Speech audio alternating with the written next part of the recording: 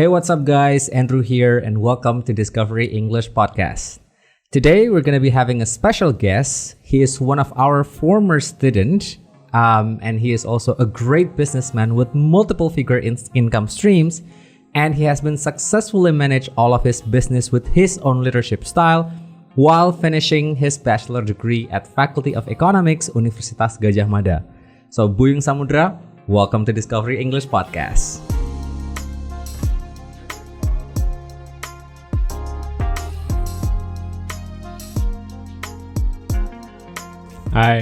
Hi guys. Hi, agak lebay ya sih.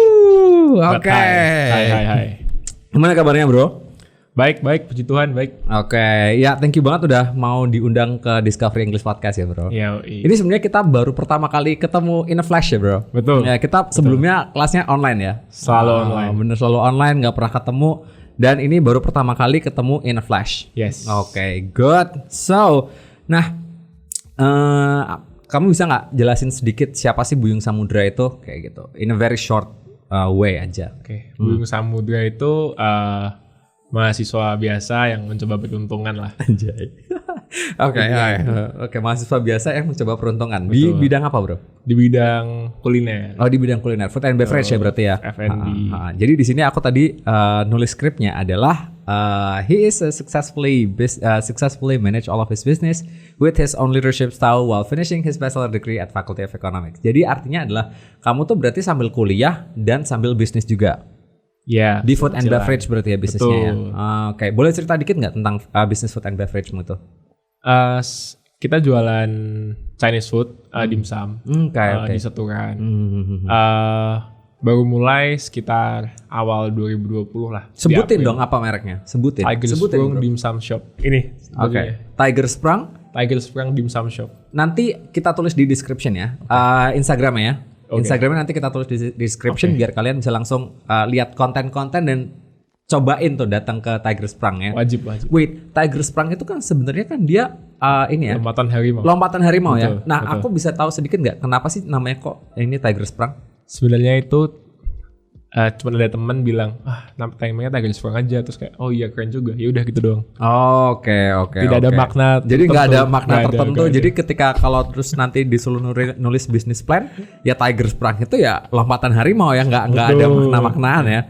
Jadi sebenarnya podcast kali ini tuh kita akan bahas tentang kehidupannya si Buyung Samudra ini dari bisnis perspektif dan juga dari academic perspektif, dan kita mau korelasi ini. Sebenarnya kenapa sih kok dia udah punya bisnis, dia udah punya good academic lifestyle, tapi tuh dia tetap masih les di Discovery. Nah, itu tuh sebenarnya kita mau dig more information nantinya tuh di situ tuh. Gitu. Oke. Jadi aku langsung aja masuk ke pertanyaan pertama nih, bro. Jadi menurutmu bahasa Inggris itu tuh penting nggak sih? Atau menurutmu kenapa deh? Kenapa bahasa Inggris itu penting untuk personal growth-mu? Bahasa Inggris tuh menurutku pribadi ya, itu penting banget. Terutama karena aku di FEB UGM kan ngambil kelas yang internasional. Jadi mau nggak mau ya harus bisa bahasa Inggris, walaupun IUP berarti, bro? IUP ya, manajemen IUP. Ya mau nggak mau harus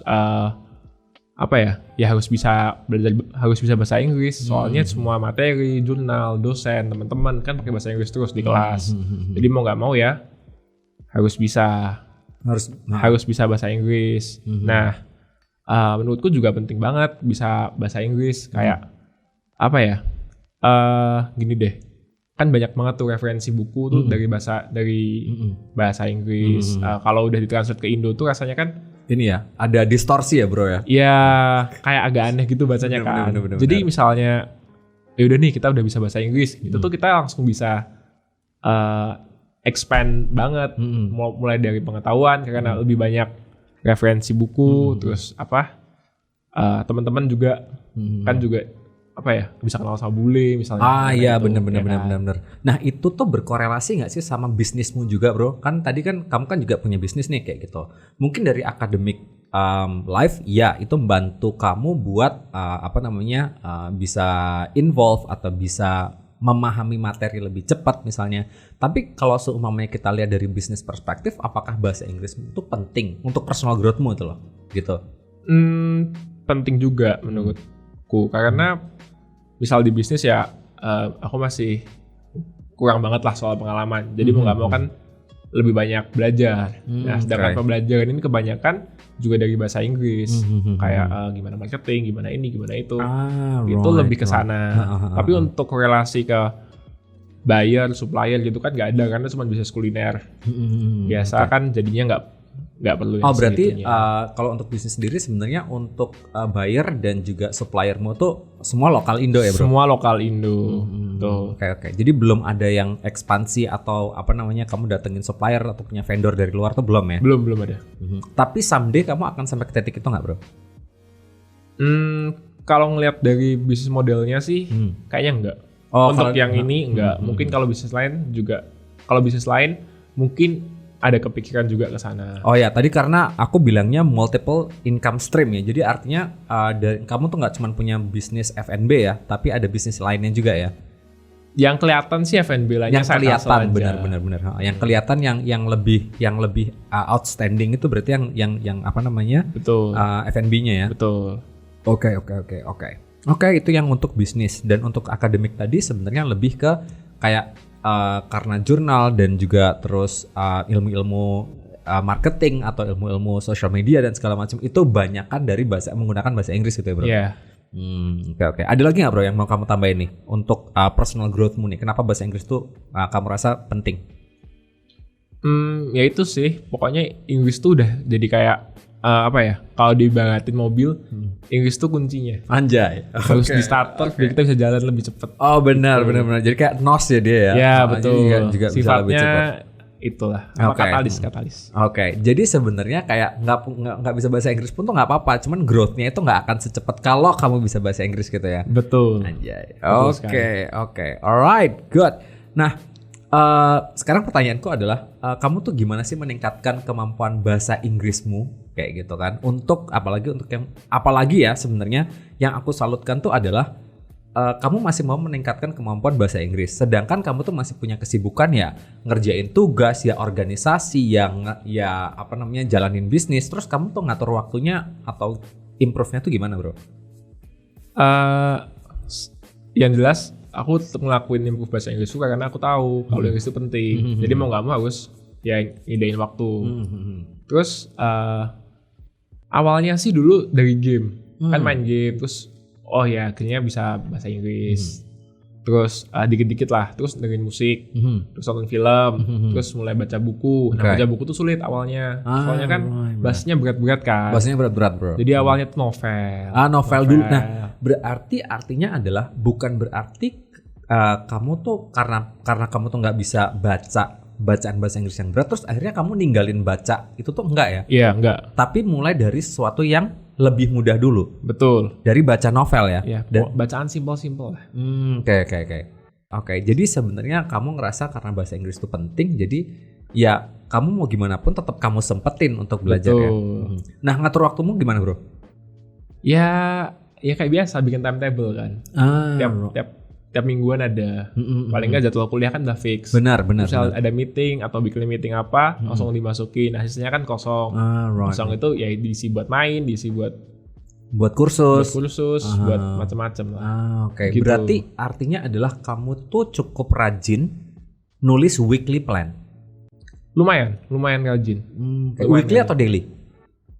Lebih ke weekly sih. Oh weekly plan ya. Jadi kayak dalam satu minggu kamu tuh mau ngapain aja. Iya. Gitu. Terus kan diatur. Nanti dirinciin lagi. Oh hari ini gitu. Right.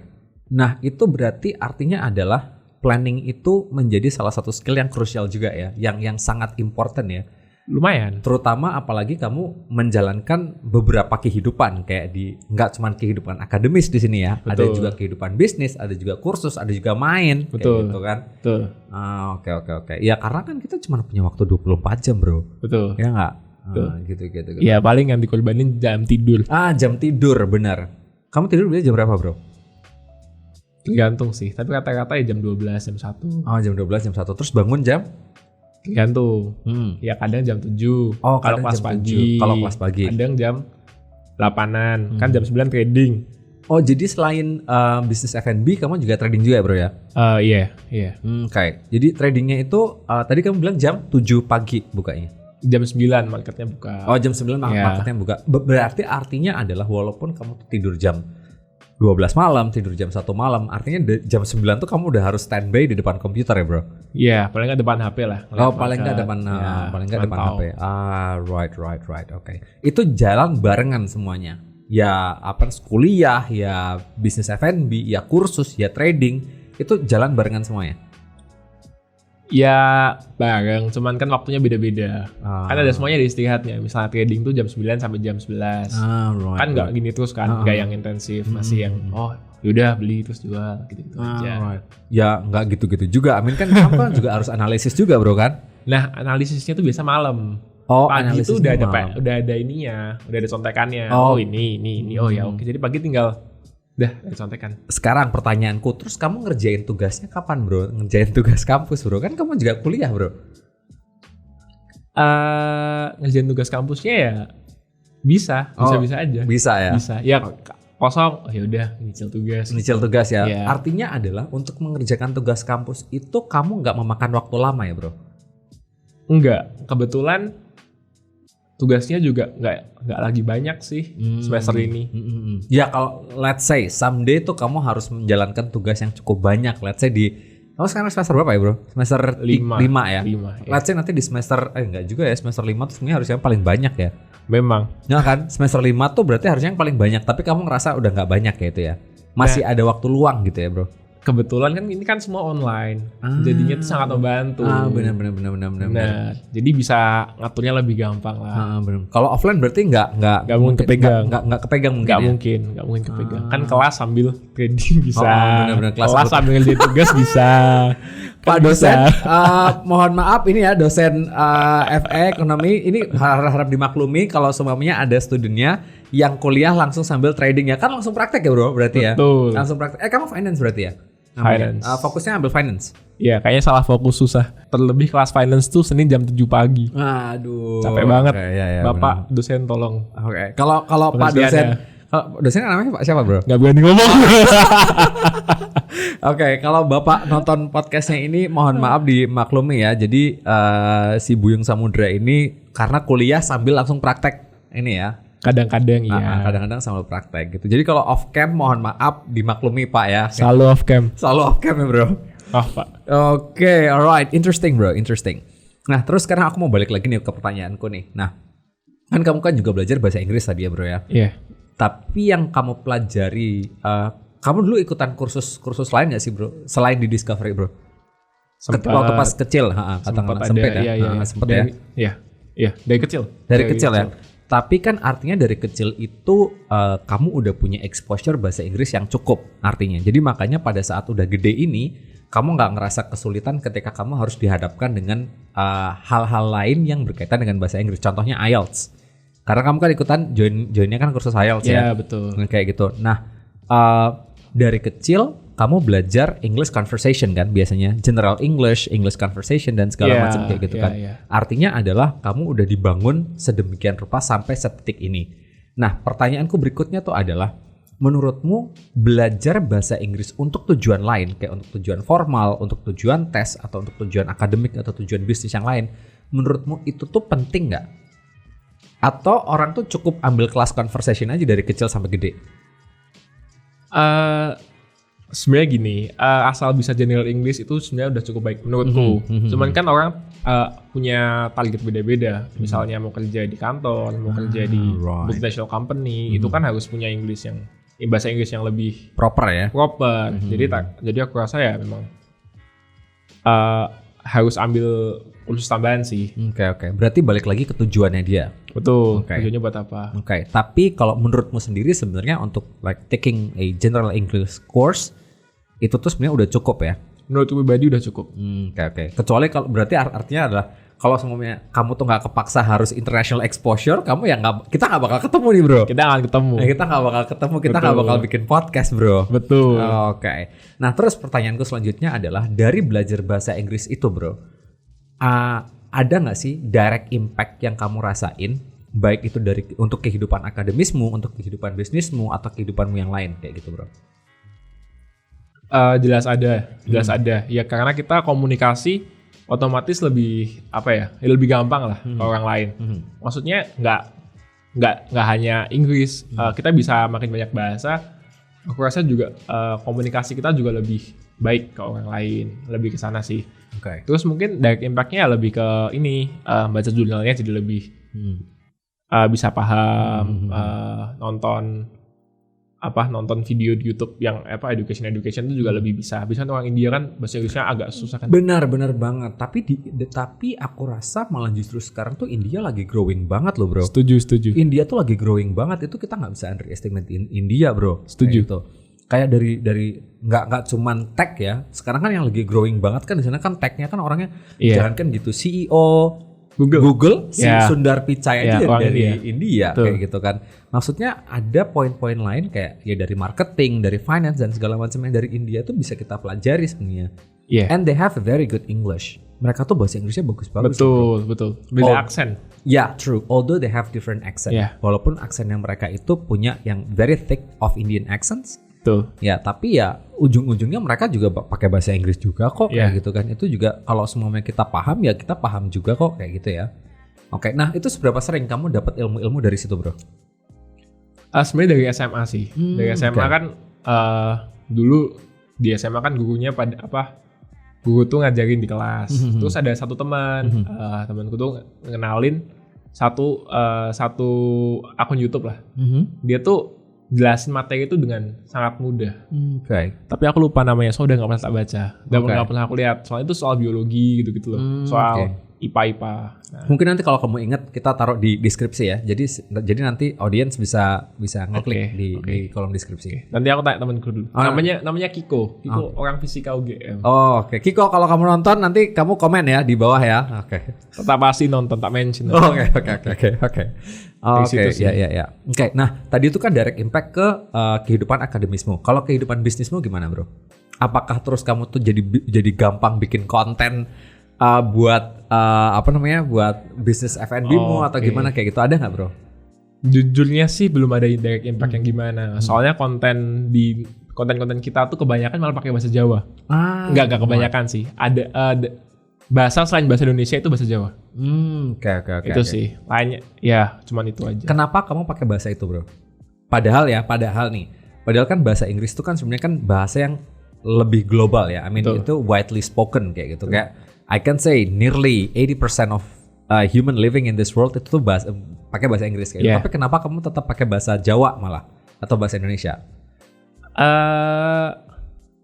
Nah, kalau itu nanti kita harus bahas ke brandingnya sendiri. Ke brandnya itu kan tergantung banget gimana cara brand itu mau deliver mukanya brandnya itu mau gimana.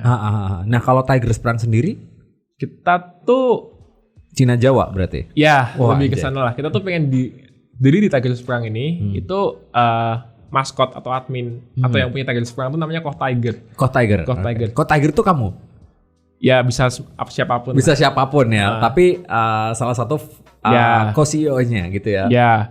Nah, Koh Tiger ini tuh orangnya tuh lebih ke gambarannya tengil, sok-sokan, banyak gaya gitu lah. Kayaknya nggak cocok kalau pakai bahasa Inggris. Lebih asik, lebih asik tuh pakai bahasa Indo Jawa yang nyeleneh gitu tuh lebih asik.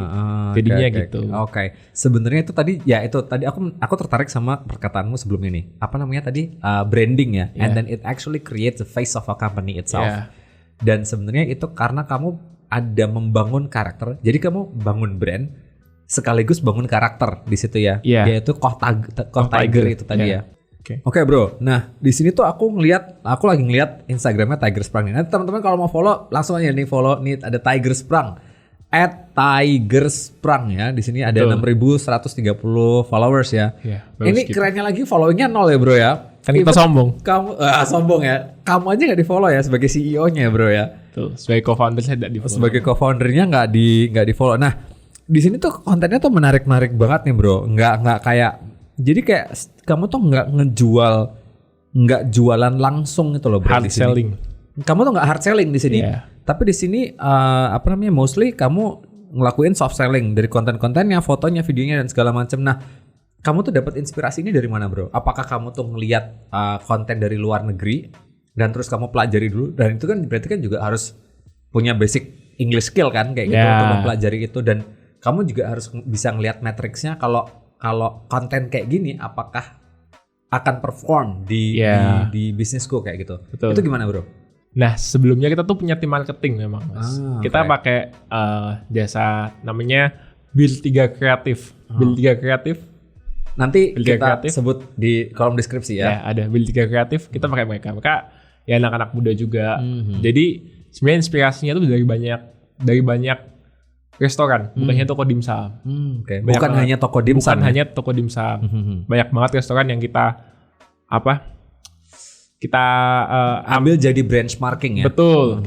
Kita lihat ini kayaknya oke kita coba satuin. Oh, jadi combine. Jadi ATM ya, amati, tiru, modifikasi. Betul. Betul. Kurang lebih kayak gitu. Kayaknya ini oke, terus apa yang harus dirubah biar biar lebih target sprung lah. Dari toko A, toko B, toko C kita jadiin satu, terus ini perlu dimodifikasi dikit nih biar lebih. Tapi kamu juga involved di bagian marketing itu bro? Kita ada rapat bulanan sih. Oh ya, jadi ada monthly meeting ya. Artinya dari satu monthly meeting itu terus akan dibangun konten selama 1 bulan ke depan. Betul. Biasa akhir bulan gini, ini udah jadi konten planning untuk bulan depan ya. Buat bulan Desember besok. Berarti itu termasuk campaign kalau ada diskon, kalau ada produk baru atau dan segala macam. Semua udah ada di situ. Oke. Itu monthly ya berarti ya. Iya. Dan terus kalau aku lihat produksi video kayak gini, terus produksi visual kayak gini, itu kan bukan hal yang sepele ya, dan ini perlu didirect dan segala macam, kayak angle kameranya, terus produksinya dan segala macam. Itu berarti bisa dibilang budget marketing tuh untuk Instagram ini aja itu cukup gede bro. Lumayan. Apakah dia salah satu expenditure paling gede di perusahaanmu? Enggak sih sebenarnya, masih belum. Kita marketing tuh mungkin, ini sebenarnya masih kecil. Mungkin sekitar 2-3% dari omset bulanan itu buat marketing. Ya, cuman kan kita marketingnya nggak cuman konten, kita kan juga ngendorse. Kamu juga ngendorse ya? Ngendorse influencers ya? Influencer, tapi lebih banyak food blogger. Oh, food blogger. Kemarin Safira anaknya Pak Jarot kesana ya? Hai Safira, kamu juga akan di podcast ini loh minggu depan. Hai Safira. Kita akan invite kamu. Oke. Hai Safira. Oke. Kalau nggak salah kemarin beberapa minggu lalu aku sempat ngeliat story-nya dia di sana kayak gitu. Aku pikir kamu endorse dia, bro. Enggak ya. Oke. Jadi kamu endorse food blogger ya? Iya. Oke. Nah, itu impact-nya kerasa, bro. Misal bulan depan tuh aku udah ada list, ada 6 food blogger yang bakal ngepost Tiger Sprang. Itu aku udah ngasih tanggal ke mereka. Kamu kapan ngepostnya? Besok tanggal 29 itu produksi, Senin besok produksi kontennya. Gitu sih. Nah, misalnya nih tanggal 1 Desember misalnya, ada si food blogger A ngepost. Itu di tanggal 1, 2, 3 biasanya omset langsung naik. Oh iya benar. Jadi kayak apa ya misalnya? Kalau dulu kita Dianti, namanya Dianti Effect kayak gitu. Jadi kalau sama habis diposting sama Dianti, itu ngefek banget, ngechatnya tuh sampai ratusan bro yang kayak gitu. Benar. Tolong Dianti Effect datanglah pada ke Tiger Sprang. Oke, nanti Dianti Anissa kalau nonton podcast ini kamu habis langsung ini ya hubungin Buyung Samudra ya. Kan saya jadi admin di Tiger Sprang. Saya pernah balesin komennya Mbak Dianti. Dia komen salah satu reels kita. Kayaknya. Oke, Di kalau kamu nonton ini langsung kontak sama Buyung Samudra ya, Di. Oke. Ini podcast apaan ini nyebutin nama student kita. Oke. Oh gitu. Jadi istilahnya kamu punya tim marketing sendiri, tim konten sendiri yang terdiri dari berapa orang? Ini bikin konten kayak gini nggak gampang loh bro. Betul. Jadi itu biasanya jadi di mereka itu ada PR-nya, konten planner-nya, terus yang ngatur jadwal kontennya, sama yang kamera Jadi kayak kameramennya ya. Untuk yang produksi. Itu ada. Mereka tuh banyak banget satu tim banyak banget. Tapi berarti ini tuh kamu ini ya cari vendor ya? Ini vendor ya, bukan tim internalmu ya? Bukan tim internal, tetap kayak vendor. Ini mungkin pertanyaanku terakhir soal marketing ini ya. Menurutmu akan lebih worth it mana antara cari vendor marketing kayak gini atau kamu produksi sendiri? Oke, ini pertanyaan menarik.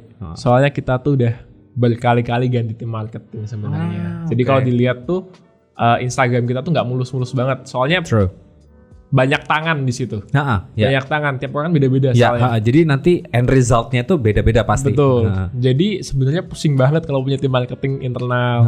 Soalnya tuh banyak yang apa ya, kayak sulit. Stylenya beda-beda. Kan cocok-cocokan kan. True, Jadi kita benar. ganti-ganti terus. Yang ini kayaknya sih lumayan cocok. Oke. Jadinya ya kita fokus. Oh, jadi fokus sama satu vendor ini ya? Iya. Oke. Berarti tapi dari vendor ini ya berarti ya meetingnya harus lebih intensif ya. Jadi kayak planningnya ke depan tuh harus lebih well planned ya daripada kalau kamu tuh punya tim internal, kayak tim internal minggu depan aku mau bikin konten ini, ayo kita bikin kayak gitu kan. Iya betul. Kan gitu ya. Tapi kalau soalnya kamu tuh ngambil vendor berarti kan nggak bisa kayak gitu. Semua harus terplanning 1 bulan ke depan full. kan. Betul. Gitu. Oh ya, jadi ya positif negatif juga ya. Iya, plus minusnya lah. Plus minus ya. Oke. Tapi as the co-founder of Tiger Sprung, kamu tetap masih merekomendasikan untuk cari vendor yang dealing with the marketing team ya ini ya. Sementara iya. Oke. Up until kamu nanti punya tim sendiri. Dulu udah pernah punya tim sendiri, Mas. Oke. Bahkan untuk sekelas UMKM biasa aja, itu tuh ada apa namanya? Kayak head of marketingnya. Itu ada 1 orang. Terus yang foto ada 1, yang bikin caption sama content branding ada 1. Benar. Terus yang bikin video ada 1. Ya, terus editornya ada lagi. Editornya 1. Jadi itu ada 5 orang, 1 tim. Cuman buat gitu doang. Terus dipikir-pikir tuh gede banget cost-nya. Gede banget cost-nya, asli ya kan? itu gede banget cost-nya. Ya kan? Jadi vendor tuh relatif lebih murah.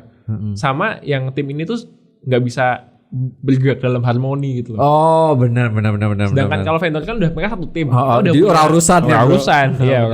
Benar. Jadi pokoknya aku pay segini, aku mau result kayak gini gitu ya. Makanya kita tinggal demanding aja. Keren sih bro, keren. Ini malah kita jadi podcast bisnis bro. Oke, langsung aja ke pertanyaan yang paling terakhir deh. Di sini aku mau tanya tentang tips apa aja nih yang bisa kamu share untuk orang-orang yang masih ragu-ragu untuk meningkatkan kemampuan bahasa Inggrisnya mereka bro. Ini balik lagi ke track ya bro. Kita nggak ngomongin bisnis lagi. Kita balik lagi ke track sesuai judulnya bro. OOT tadi. OOT tadi. Oke. Sebenarnya gini sih. Pada dasarnya harus disadari. Kalau belajar bahasa apapun tuh nggak ada ruginya. Oke. Jadi udah nggak ada ruginya tuh. Menurutku udah nggak ada resiko yang harus diambil gitu loh. Jadi nggak ada alasan untuk tidak belajar. Cuman kalau kita ngomongin keuntungannya ya banyak banget. Kayak yang tadi. Ya itu kalau misalnya mobil ya ini NOS-nya lah. Oke. Kamu bisa baca, accelerate ya berarti ya. Ya accelerate pengetahuan, accelerate personal growth juga. Misalnya kamu bisa bahasa Inggris, kamu bisa ngobrol ke lebih banyak orang, otomatis ya kan ke lebih banyak orang. Kamu bisa baca lebih banyak buku, atau kamu bisa nonton lebih banyak video. Iya bisa nonton lebih banyak video, atau mau enaknya deh. Bisa nonton lebih banyak film misalnya. True. Enak kan nonton film tanpa subtitle misalnya. True. Terus bisa paham apa arti lirik lagu misalnya. Kan lebih mendalami. True. Banyak banget keuntungannya kalau disebutin Mas. Jadi sebenarnya kalau keuntungan itu unlimited ya. Kalau ruginya hampir nggak ada. Nggak ada. Jadi kayak I can say investing on learning language itu tuh suatu keharusan ya, karena itu nggak ada ruginya. Betul, lebih ke nggak ada ruginya sih. Alright, great, thank you very much bro for being here. Wow, it was very nice talk. Itu aku senang banget bisa ngundang kamu di sini karena kita bisa ngelihat nggak cuma dari academic perspective, karena kemarin kita hadirin narasumber itu berkaitan dengan academic perspective. Kalau di sini kamu agak beda nih bro. Di sini ada business perspektifnya. Jadi kalau teman-teman audiens di sini yang punya business food and beverage, mungkin kita bisa diskusi lebih panjang lagi, atau nanti bisa diskusi di komen. Siapa tahu Buyung Samudra juga akan balesin komen-komen kalian ya nanti. Udah kayak artis aja. Okay. Alright guys, so thank you very much for watching our podcast, and I'm gonna be seeing you again on the other episode. Have a good day. Bye. Kameranya itu ya. Bye.